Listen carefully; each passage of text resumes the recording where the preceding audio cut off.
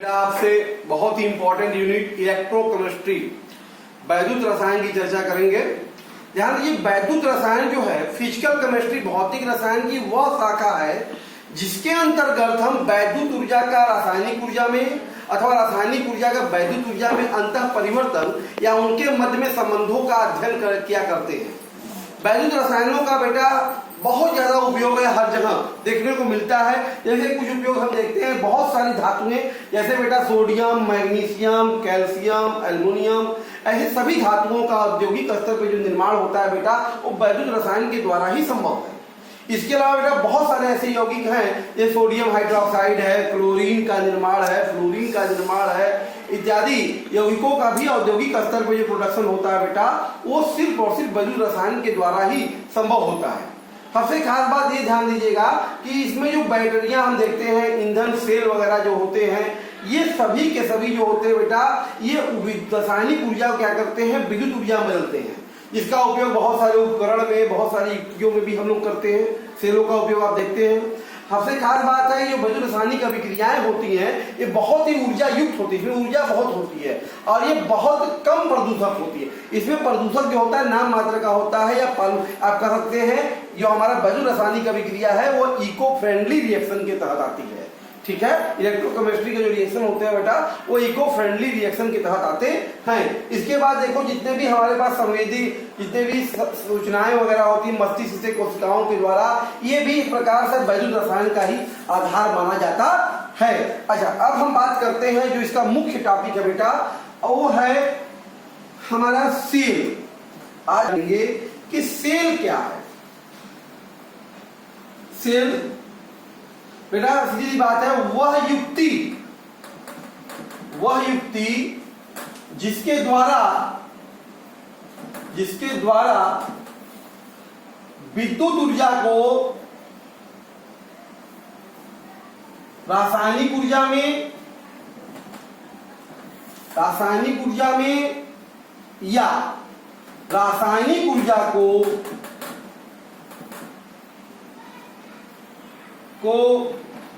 विद्युत ऊर्जा में बदला जाता है बेटा सेल कहलाता है। ठीक है, तो सेल की युक्ति है, डिवाइस है। यहां पे हम लोग बेटा क्या करते हैं, विद्युत ऊर्जा को रासायनिक ऊर्जा में या रासायनिक ऊर्जा को विद्युत ऊर्जा में क्या करते हैं बेटा, परिवर्तन करते हैं। ओके, सेल हमारे बेटा जो होते हैं दो प्रकार के होते हैं खास तौर पे। एक होता है बेटा वैद्युत अपघटनी सेल, वैद्युत अपघटनी सेल, और दूसरा जो होता है बेटा वो होता है हमारे पास गैल्वेनिक सेल।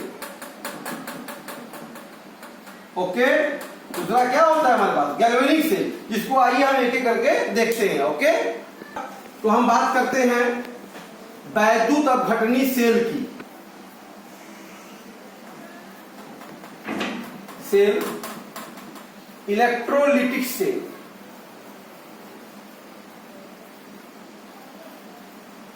ये क्या है बेटा, तो सिंपल से डिफिनेशन की अगर बात करें तो हम कह सकते हैं वह सेल जो विद्युत ऊर्जा को रासायनिक ऊर्जा में परिवर्तित करता है बेटा, उसे हम लोग वैद्युत या विद्युत अपघटनी सेल कहते हैं। क्लियर है बेटा, तो वह सेल जो रासायनिक ऊर्जा को विद्युत ऊर्जा को रासायनिक ऊर्जा में बदलता है उसे विद्युत अपघटनी सेल कहते हैं। इसमें होता क्या है बेटा, इसमें ध्यान दीजिएगा दो धातु इलेक्ट्रोड, बात समझ में आ रहा, ध्यान दीजिए, इसमें क्या होता है, दो धातु इलेक्ट्रोड किसी वैद्युत अपघट्य के विलयन में डूबे होते हैं। बात समझ में आ रहा, इसमें क्या होता है बेटा, इसमें दो धातु इलेक्ट्रोड किसी वैद्युत अपघट्य के विलयन में डूबे होते हैं। ओके, किसी वैद्युत अपघट्य के विलयन में डूबे होते हैं। देखिए जैसे यहां पर जो धातु इलेक्ट्रोड है बेटा, इनको किसी वैद्युत अपघट्य के विलयन में हमने क्या किया, डुबो दिया। ठीक है, और इन इलेक्ट्रोडों का संपर्क तथा इन इलेक्ट्रोडों को किसी सेल से या बैटरी से संपर्क कर देते हैं, संपर्क करा देते हैं। देखो तो यहां जो प्लेट है बेटा, इसमें जो है एक का संपर्क किसी न किसी बैटरी से और किसी का हम लोग बैटरी से जोड़ देते हैं इस तरह से, ये ठीक है। तो यहां देखिए बैटरी का धन सिरा है, बैटरी का ऋण सिरा। तो बेटा जो इलेक्ट्रोड, जो धातु इलेक्ट्रोड, जो धातु प्लेट आप कर दीजिए बैटरी के धन ध्रुव से जुड़ा होता है, धन ध्रुव से जुड़ा होता है, वह एनोड होता है। क्या होता है बेटा, यहां पे एनोड होता है। इसके अंदर जो सिरा बैटरी के धन ध्रुव जुड़ा होगा क्या होगा, एनोड। तथा जो बैटरी के ऋण ध्रुव से जुड़ा होता है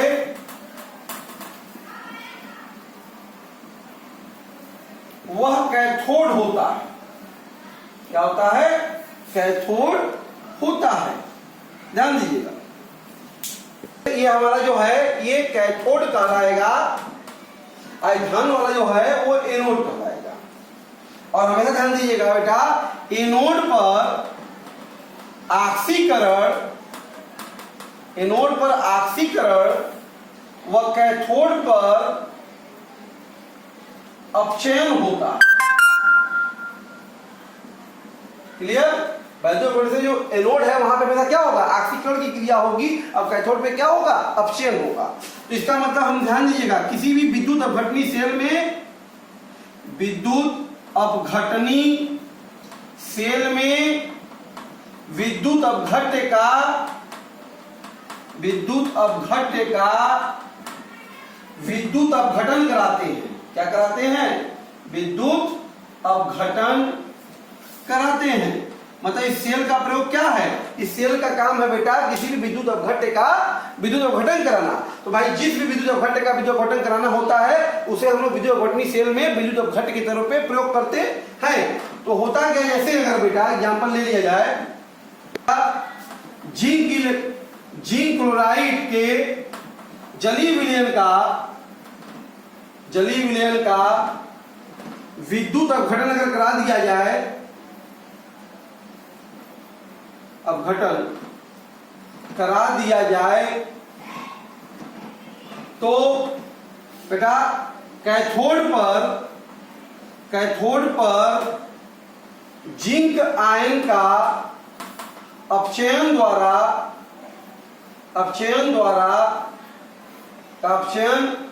जिंक धातु में होता है, जिंक धातु में होता है।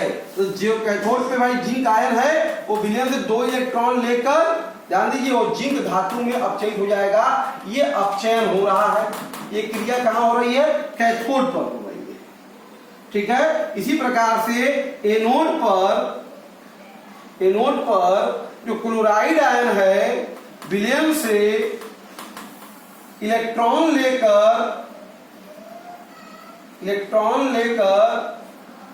क्लोरीन गैस के रूप में ऑक्सीकृत होती है,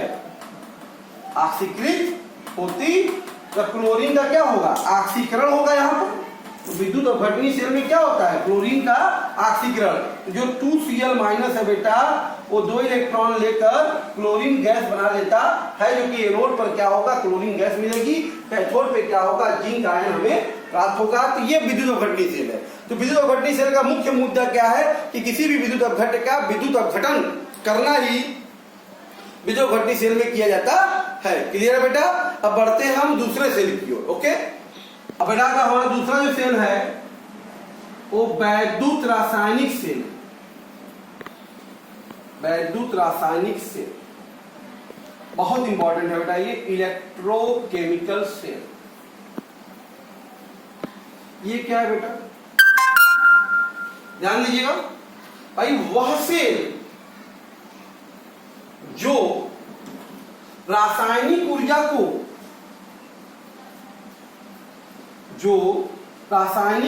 को विद्युत ऊर्जा में परिवर्तित कर देता है,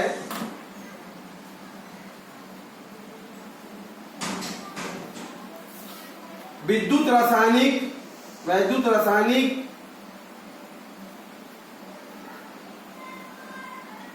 सेल कहलाता है। ठीक है, तो बेटा जो सेल रासायनिक ऊर्जा को विद्युत ऊर्जा में बदलेगा वो क्या कहलाएगा? विद्युत रासायनिक सेल कहलाएगा। ध्यान दीजिए, प्रथम वैद्युत रासायनिक सेल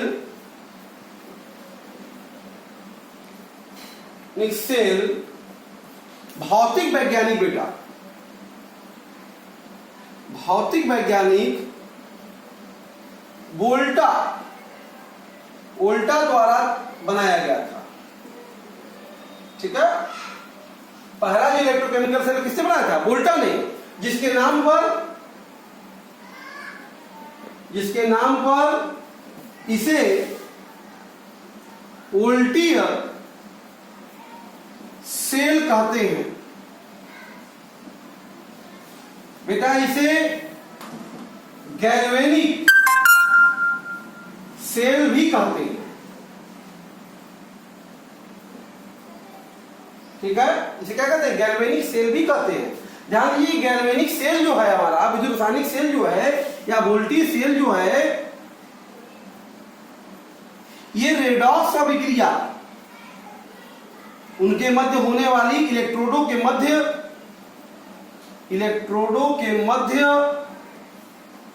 होने वाली रेडॉक्स अभिक्रिया पर आधारित है। ये जो सेल है बेटा, इलेक्ट्रोडों के मध्य जो रेडॉक्स रिएक्शन होता है उस पर आधारित होता है, इसलिए इसे रेडॉक्स सेल भी कहते हैं। क्या कहते हैं? रेडॉक्स सेल भी कहते हैं। क्लियर बेटा? इसमें, इस सेल में दो धातु इलेक्ट्रोड, इस सेल में ध्यान दीजिएगा, दो धातु इलेक्ट्रोड अपने लवण के विलेनों में अलग अलग, एक ही में नहीं, वहां देखिए एक ही में डूबा था, जबकि यहां पे तो धातु इलेक्ट्रोड अपने लवण के विलेनों में अलग अलग डूबे होते हैं, जो बेटा सेल के दो अर्ध सेल कहलाते हैं। क्या कहलाते हैं? अर्ध सेल, हाफ सेल है वो, अर्ध सेल कहलाते हैं। क्लियर? ये जो दो इलेक्ट्रोडों को विलेनों में हम डुबो रहे हैं, तो जो अलग अलग सेल है बेटा, वो मतलब अलग अलग इलेक्ट्रोड, वो क्या है? एक अर्ध सेल है, तथा उन पर होने वाली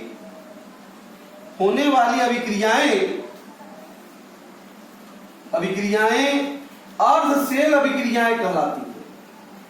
क्या कहलाती हैं? अर्ध सेल अभिक्रिया कहलाती हैं। क्लियर?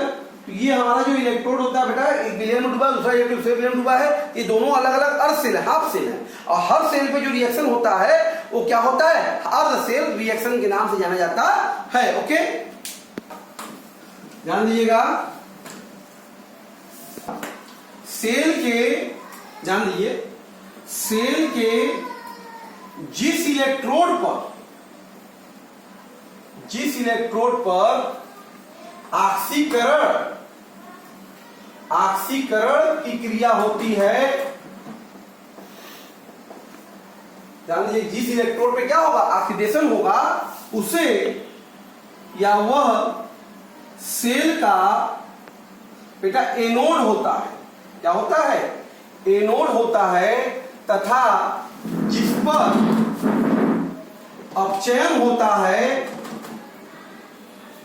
अपचयन होता है, वह सेल का बेटा कैथोड होता है। पर भी हाफ सेल में क्या होता है, एनोड पर ऑक्सीकरण और कैथोड पर अपचयन होगा।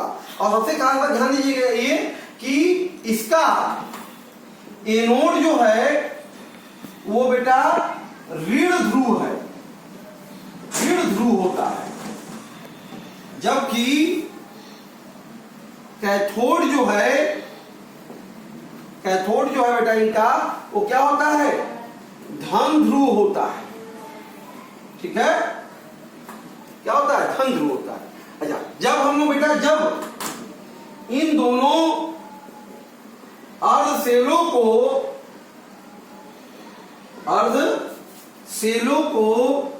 लवण सेतु द्वारा जोड़ते हैं, 60 डिग्री से इनको जोड़ दिया जाएगा दोनों इलेक्ट्रोडों को, जिससे इनका आंतरिक परिपथ पूर्ण हो जाता है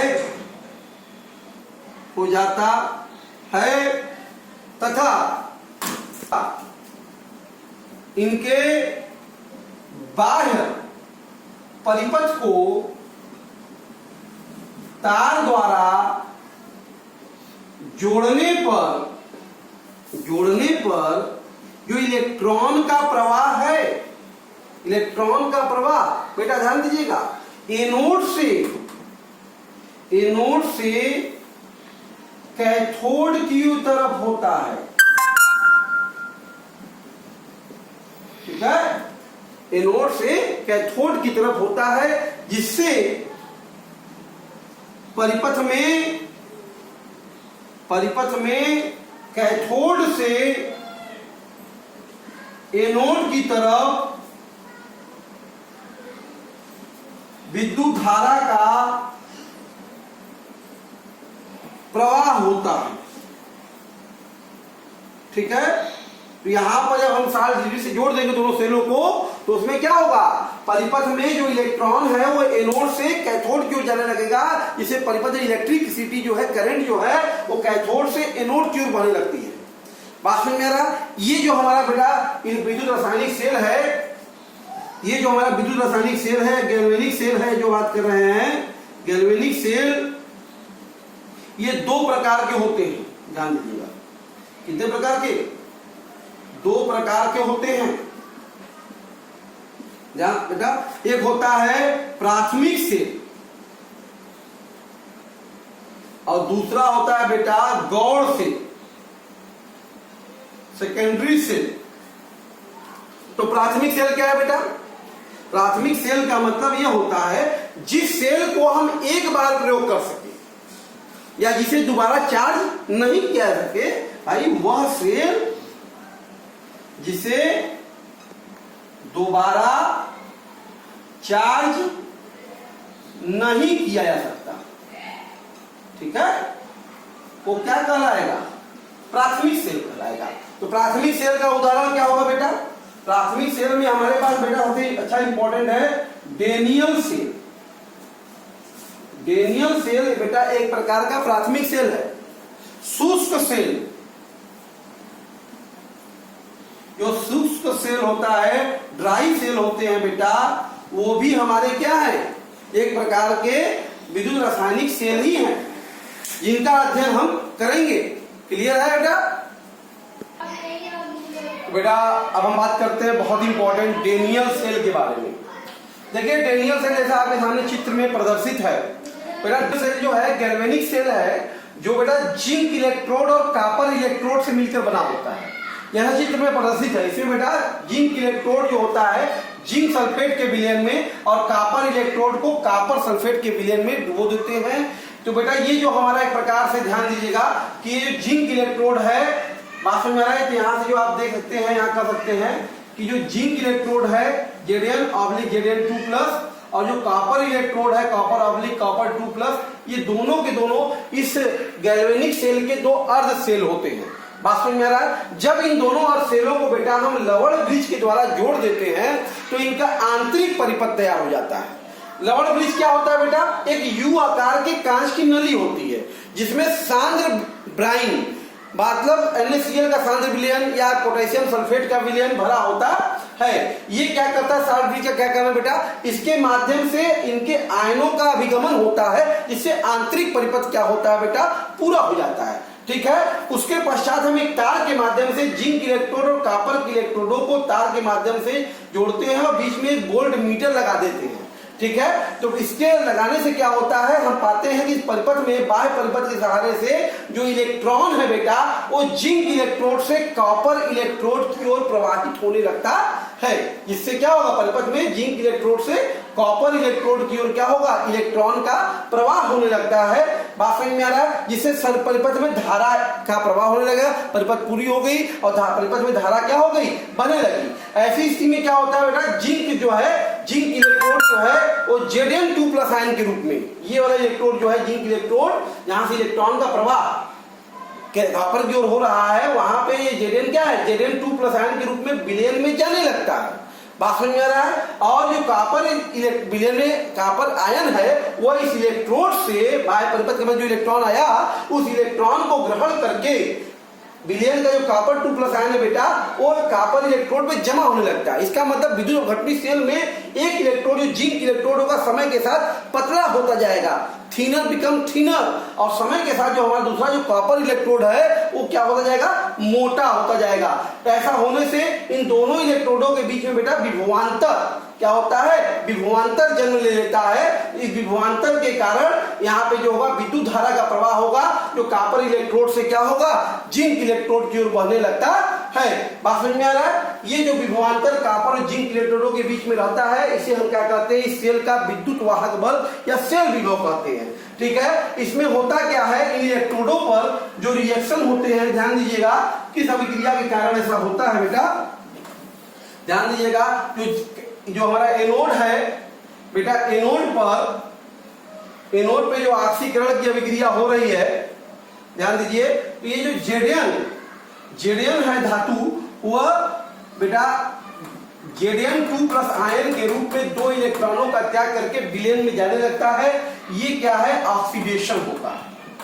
तो एनोड पर बेटा ऑक्सीकरण की क्रिया यहां पर भी होती है और कैथोड पर यहां भी क्या होगा, अपचयन की क्रिया होगा। यही दो इलेक्ट्रॉन इलेक्ट्रोड से ग्रहण करेगा कॉपर2+ आयन विलयन में उपस्थित। तो विलयन में उपस्थित जो कॉपर2+ बेटा आयन है वो इलेक्ट्रोड से इलेक्ट्रॉनों को ग्रहण करके देखिए कॉपर धातु के रूप में, ये अपचयन है, कॉपर धातु के रूप में इलेक्ट्रोड पे जमा होने लगता है। ये दोनों इलेक्ट्रोड जो है ये अर्ध सेल अभिक्रियाएं होती हैं। इन जब दो अर्ध सेल अभिक्रियाओं को हम जोड़ देते हैं तो हमें कंप्लीट सेल रिएक्शन जो हमको सेल अभिक्रिया प्राप्त होती है बेटा, इन दोनों अर्ध सेल अभिक्रियाओं को जोड़ने से प्राप्त होता है। तो सेल अभिक्रिया इसका क्या होगा, डेनियल सेल का ध्यान दीजिएगा, Zn solid plus Cu2+ equals gives Cu solid plus Zn2+ equals। ठीक है। तो ये हमारा क्या है, ये इस डेनियल सेल का क्या है बेटा, सेल अभिक्रिया है। इसी सेल रेडॉक्स अभिक्रिया के कारण परिपथ में जो धारा है वो कॉपर इलेक्ट्रोड से जिंक इलेक्ट्रोड की ओर हो रहा है। दूसरी खास बात अगर हम ध्यान दें तो यहाँ पे जो इलेक्ट्रोड है बेटा, यहाँ पे जो जिंक इलेक्ट्रोड है, जिंक इलेक्ट्रोड जो है बेटा वो इलेक्ट्रॉन रिच है, मतलब इलेक्ट्रॉन धनी है। इलेक्ट्रॉन धनी है ना, तभी तो यहां से इलेक्ट्रॉन जा रहा है, इलेक्ट्रॉन धनी है। इसलिए जो एनोड है बेटा वो ऋण ध्रुव होता है। ऋण ध्रुव क्यों होता है, क्योंकि यहीं पर ये इलेक्ट्रॉन बाहर निकलते हैं, यहाँ पे इलेक्ट्रॉन अधिकता होती है इस इलेक्ट्रोड पे, इसलिए इसका एनोड क्या होता है, ऋण ध्रुव होता है। जबकि बेटा कैथोड पर जो कॉपर आयन है के अपचयन के लिए इलेक्ट्रॉन की आवश्यकता होती है। देखिए यहां पे इलेक्ट्रॉन की क्या है, आवश्यकता है, आवश्यकता होती है। इसलिए जो कैथोड होता है इसका, वो बेटा क्या होता है, धन ध्रुव होता है। क्या होता है, धन ध्रुव होता है। अच्छा, किसी भी इस तरह के सेल का जो रिप्रेजेंटेशन होता है बेटा, हम इस सेल को कैसे प्रदर्शित करते हैं, ध्यान दीजिएगा। हम लोग डेनियल सेल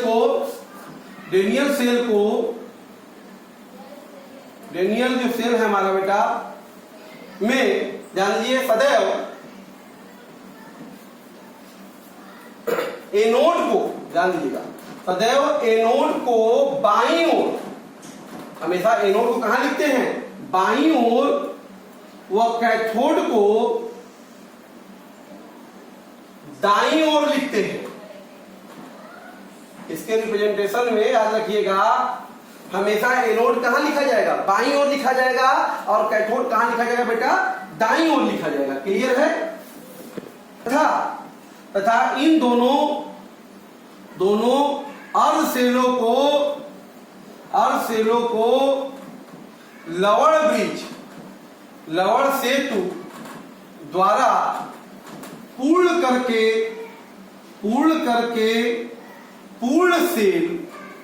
पूर्ण सेल लिखते हैं। इसमें जो लवण ब्रिज, दो लाइनें होती हैं बेटा, ये लवण ब्रिज को दर्शाता है। इसके दाईं ओर, सॉरी बाईं ओर क्या लिखेंगे, हमेशा एनोड लिखेंगे Zn/Znso4, और दाईं ओर हमेशा क्या लिखेंगे, इसका कैथोड लिखेंगे कॉपर सल्फेट कॉपर। ये एक्वस है, जली विलयन में है, और ये ठोस है। या इसी को आयनों के रूप में भी लिखते हैं Zn/Zn2+/Cu2+Cu सॉलिड। तो ये बेटा डेनियल सेल का साइन रिप्रेजेंटेशन है। तो हमेशा देखिए सरल ब्रिज के बाईं ओर हमेशा क्या लिखा जाता है, एनोड लिखा जाता है, और दाईं ओर हमेशा क्या होता है, कैथोड होता है। तथा ध्यान दीजिएगा, सेल का जो विद्युत वाहक बल या सेल विभव जो होता है बेटा, ध्यान दीजिएगा, वह सेल के दाईं ओर के विभव व बाईं ओर के विभव के अंतर के बराबर होता है। ठीक है। हमेशा इस सेल का जो विद्युत वाहक बल है, वो सेल लवण ब्रिज के दाईं ओर का विभव और बाईं ओर के विभव के अंतर के बराबर होता है। इसका मतलब हम कह सकते हैं ई सेल जो होता है बेटा, ई राइट में क्या है, कैथोड है। तो इसका मतलब हम लिखते हैं ई कैथोड माइनस ई एनोड। ठीक है ना। अगर हमको कैथोड और एनोड का हमको विभव पता हो, तो हम इस सेल का विद्युत बल क्या होगा, कैथोड के विभव में से एनोड का विभव घटा देंगे, तो हमें सेल का विद्युत वाहक बल मिल जाएगा। तो ये था बेटा हमारा डेनियल सेल। क्लियर है बेटा। अच्छा, हम बात करते हैं थोड़ा सा इसमें उत्क्रमणीय सेल की क्या कंडीशन है, उसको जानते हैं सेल की। तो देखो, किसी भी सेल को के उत्क्रमणीय होने की निम्न शर्त है कि ये सेल कब उत्क्रमणीय होगा। पहली बात बेटा, यदि सेलों को समान ईएमएफ द्वारा, समान विद्युत वाहक बल द्वारा जोड़ा जाता है तो उनके मध्य कोई रासायनिक अभिक्रिया नहीं होती है। अगर एक ही एमएफ पे जोड़ दिया सेलों को, सेम जितने पोटेंशियल का सेल है उसी पोटेंशियल के बाह्य स्रोत से जोड़ दे, समझ रहे ना, समान सेलों को ईएमएफ के बाह्य ईएमएफ समान ईएमएफ से जोड़ा जाए तो उनके मध्य में कोई रासायनिक अभिक्रिया नहीं होगी। दूसरी खास बात ध्यान दीजिए, यदि उसके ईएमएफ में, सेल का जो ईएमएफ है उसमें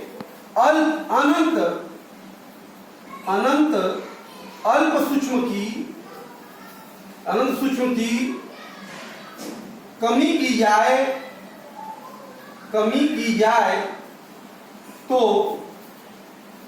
विद्युत धारा में सूक्ष्म परिवर्तन होता है, सूक्ष्म परिवर्तन होता है। और यदि उसके ईएमएफ में सूक्ष्म वृद्धि कर दी जाए, अगर हम ईएमएफ बढ़ा दें तो बेटा तो धारा विपरीत दिशा में, अपोजिट डायरेक्शन में धारा विपरीत दिशा में प्रवाहित होने लगती है। ठीक है, क्यों? ऐसी स्थिति में रेडॉक्स सेल है जिससे जो सेल अभिक्रिया है हमारी, ये भी उत्क्रमित हो जाती है, उल्टी दिशा में हो जाती है। तो ये कंडीशन जो है बेटा वो रिवर्सिबल सेल की है। तो हमारा जो डेनियल सेल हमने पढ़ा ना, डेनियल सेल एक प्रकार का क्या है? रिवर्सिबल सेल है। क्या है बेटा? रिवर्सिबल सेल है। डेनियल सेल भी एक उत्क्रमित सेल है।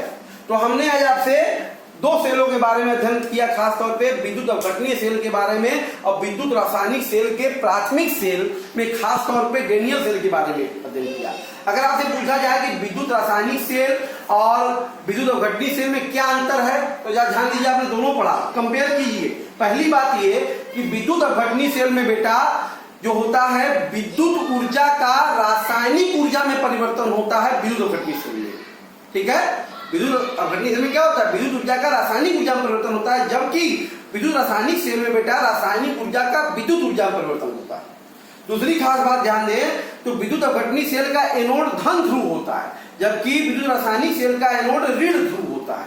ठीक है, तो तीसरी खास बात अगर ध्यान दें तो विद्युत अपघटनीय सेल का कैथोड ऋणात्मक होता है, ऋण ध्रुव होता है, जबकि विद्युत रासायनिक सेल का कैथोड बेटा क्या होता है? धन ध्रुव होता है।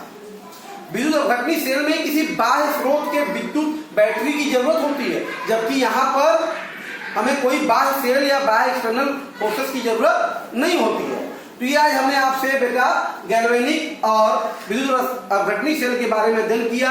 अभी इसका जो हमारा प्राथमिक सेल में लैग्रांज सेल है, ड्राई सेल जो है, उसका अध्ययन हम लोग फिर नेक्स्ट वीडियो में आपसे करेंगे। इतनी बातें अगर आपको बेटा अच्छी लगी इसको रिवाइज कीजिए, वीडियो को अगर अच्छा लगा इसको लाइक कीजिए, शेयर कीजिए। थैंक यू बेटा।